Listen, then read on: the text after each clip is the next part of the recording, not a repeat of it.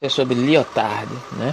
E de certa forma a relação que a filosofia de Lyotard tem com uma suposta acusação em detrimento de uma filosofia mais tradicional, que é colocada ao lado de filosofias que por muito tempo foram colocadas como filosofias marginais, como por exemplo os sofistas, né? E Lyotard é colocado como um novo sofista por esses filósofos ou por filosofias que se consideram mais tradicionais. E aqui eu vou trazer a relação de Lyotard em alguns aspectos com essa composição da filosofia sofista, né, que nem é considerada filosofia por muitos, em como ela se compõe em detrimento de filosofias tradicionais como a filosofia hegeliana, né. E para isso eu vou trazer um trecho aqui de um livro do Alberto Gualandi, que comenta sobre Lyotard e sua discordância perante uma noção de fim da história em Hegel, né, que adere seus aspectos do idealismo hegeliano, que se pretende superar idealismos tradicionais até então que Hegel vai criticar, né. Então eu vou ler trecho aqui do comentário do Alberto Gualandi, trazendo Badiou, trazendo Adorno e trazendo o próprio Lyotard, né, criticando Hegel, né, nesse sentido de fim da história e os aspectos dessa necessidade do racional de se sobrepor enquanto projeto mais abrangente e de certa forma exclui o processo subjetivo enquanto um processo integrado ao todo, né? Então vamos lá, o fim da história. Referindo-se explicitamente a Lyotard, Badiou cita apenas uma história, a mais terrível, a mais difícil de aceitar para o pensamento humano. Aqui porta o nome de Auschwitz.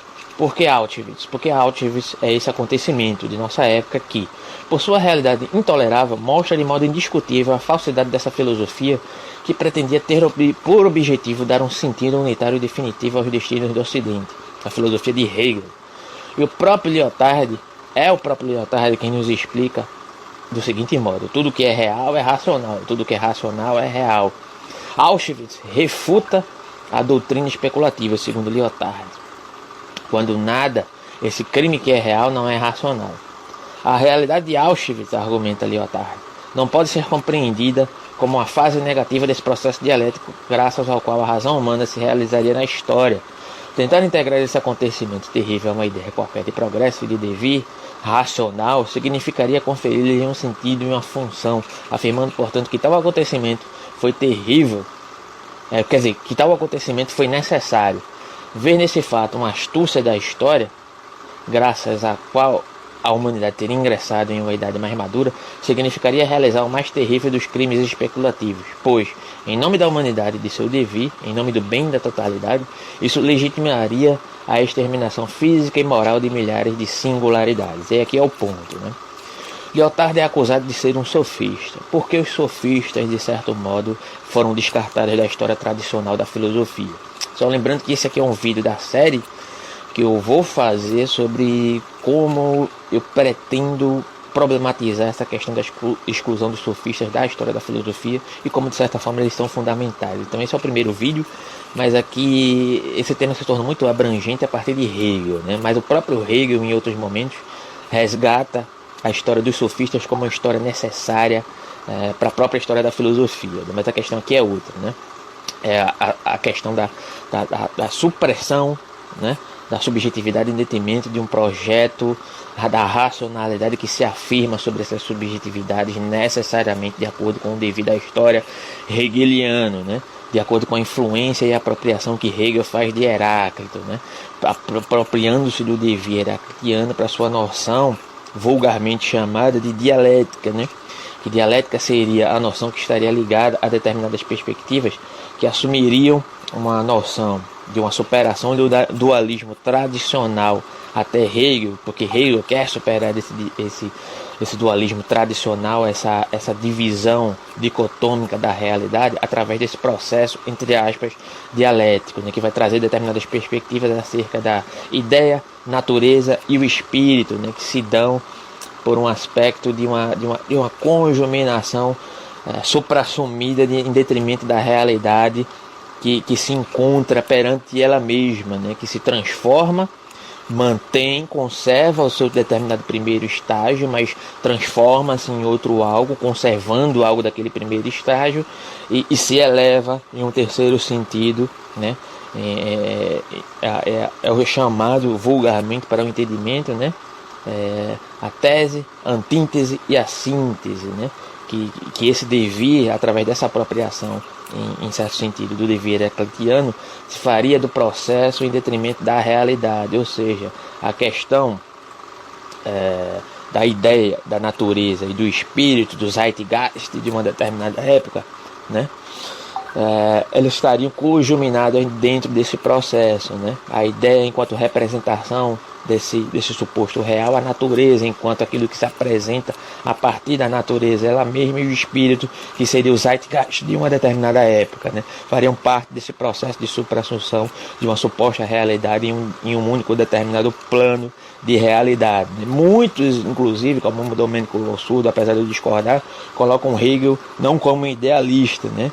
Mas como um tipo de teórico sistemático da imanência, o que eu discordo completamente. Hegel é sim um idealista, mas um idealista que se pretende superar o idealismo comum até então. Mas aí isso é outra questão, né? O que o Lyotard tenta colocar aqui, e também as acusações que o Lyotard sofre de ser um tipo novo de sofista, é justamente por considerar que os aspectos, de certa forma, subjetivos, ele tem sua importância e não simplesmente estão agregados à realidade de um processo maior, que é chamado de um processo racional aqui por Hegel, né? Ou por outros filósofos racionalistas como Platão, né? Só que Hegel discordaria inclusive até de Platão nesse sentido, de haver essa separação desses processos, de um processo que é subordinado ao outro. Mas Hegel aqui adquiriria um aspecto muito mais conflituoso, né? De convergências, e através de uma necessidade da história, através dessa suposta racionalidade geral da realidade que se exerce necessariamente. E aqui é que está o ponto, né? Aqui trazemos uma perspectiva que também é aderida por Adorno inicialmente, depois vai ser problematizada no livro do próprio Adorno, que é 3 estudos sobre Hegel, né? Mas aí é uma questão muito mais ampla, mas inicialmente Adorno se coloca perante essa questão, que considerar que o fim da história seria uma determinada perspectiva de exercer-se enquanto necessidade, seria considerar que esse aspecto negativo da história faria parte dessa noção de racionalidade do real, dessa racionalidade, dessa suposta totalidade, que deveria integrar inclusive as maiores tragédias, as maiores atrocidades humanas, em detrimento dessa necessidade, dessa suposta racionalidade que suprime a subjetividade humana por um processo maior, incontrolável, né? É mais ou menos isso que o Lyotard traz aqui também, inclusive no texto. O próprio Alberto Valandi traz a perspectiva de Badiou, que também assume, pelo menos momentaneamente, essa perspectiva aliada, essa crítica a esse pensamento hegeliano, a esse idealismo hegeliano, nesse sentido de uma afirmação dessa perspectiva da história enquanto uma conjuminação necessária de determinados aspectos trágicos. Inclusive tem uma frase do próprio Hegel que afirma isso, né? Que é a frase que ele diz assim, o seguinte: Napoleão é o espírito da história montado num cavalo, que seria necessariamente esses aspectos trágicos, conflitivos de guerras e atrocidades e perspectivas acometidas sobre outros seres humanos, sobre determinadas subjetividades, seria justificado, entre aspas, e bote várias aspas nisso, porque Hegel não defende isso como algo como um projeto pessoal, mas afirma que isso seria um aspecto necessário da própria história, da própria noção de racionalidade que Hegel nos traz para poder afirmar essa sua ideia conjuntural, né? Esse seu tipo de pensamento sistemático que se dá por essa perspectiva de uma supra-assunção da realidade em detrimento de várias tríades, nesse sentido do que eu citei aqui, né? A questão da ideia, da natureza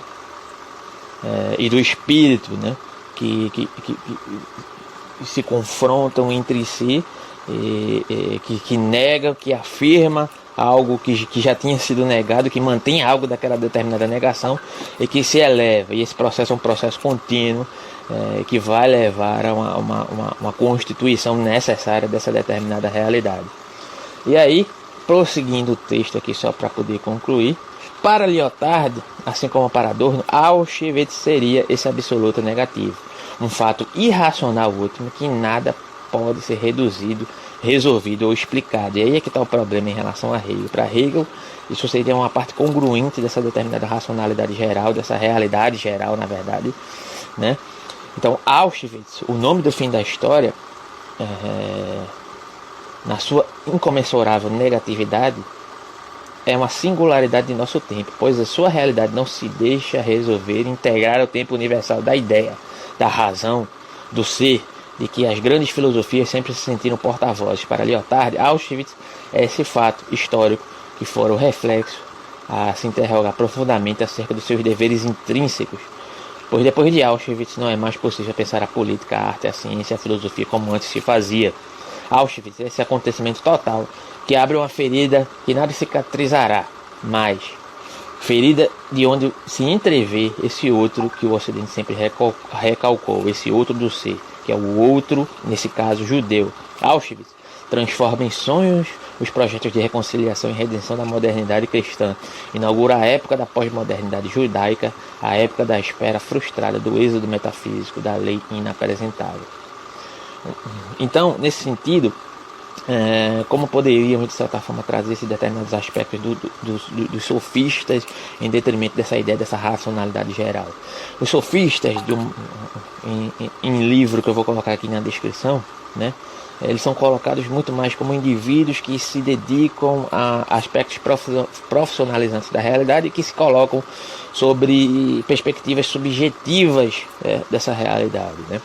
Se você for colocar o surgimento de filosofias, como a filosofia platônica, que se pretende enquanto projeto racional, em detrimento da realidade, que se pretende explicar essa realidade e por que as coisas são como são, os sofistas são suprimidos enquanto projeto subjetivo, no sentido de dizer que a subjetividade desses indivíduos, a perspectiva individual, ela vale menos do que um projeto conjuntural, racional, que se imprime sobre essas subjetividades. Então, nesse sentido, essas subjetividades deveriam ser integradas a esse projeto racional. Se elas não estão integradas, elas devem ser suprimidas, devem ser marginalizadas, devem ser excluídas. E aqui a perspectiva do Lyotard se adequa enquanto crítica a Hegel nesse mesmo sentido, né? E por muitas vezes o Lyotard, entendido como um pós-moderno, é colocado a esse não lugar de uma perspectiva subjetiva, que são colocadas como descartáveis. Só que nem sempre essas perspectivas subjetivas devem ser encaradas como perspectivas deslocadas ou mal intencionadas da realidade,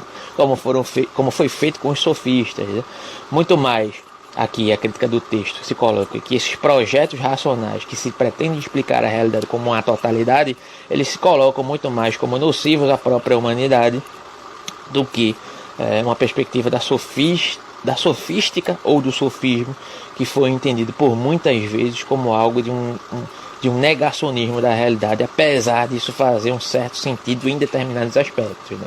Só que totalizar isso é empobrecer a história da filosofia. Inclusive o próprio Hegel já admitiu isso em um de seus textos. Porém, isso é questão para outro vídeo, e essa é a temática do primeiro pontapé acerca da questão de trazer a temática dos sofistas em detrimento de uma necessidade dentro da história da filosofia, e problematizando um pouco essa noção de Hegel em detrimento da pós-modernidade, de Lyotard, né? E aí você, se gostou, deixa seu like, se discorda, deixa um comentário, se concorda também. Se puder e quiser também, vou deixar o e-mail do meu Pix aqui, se puder ajudar com qualquer valor, também agradeço. Se não puder, só faça de curtir, comentar, dar like ou dar dislike, já vale. E é isso aí, obrigado, e é isso por hoje.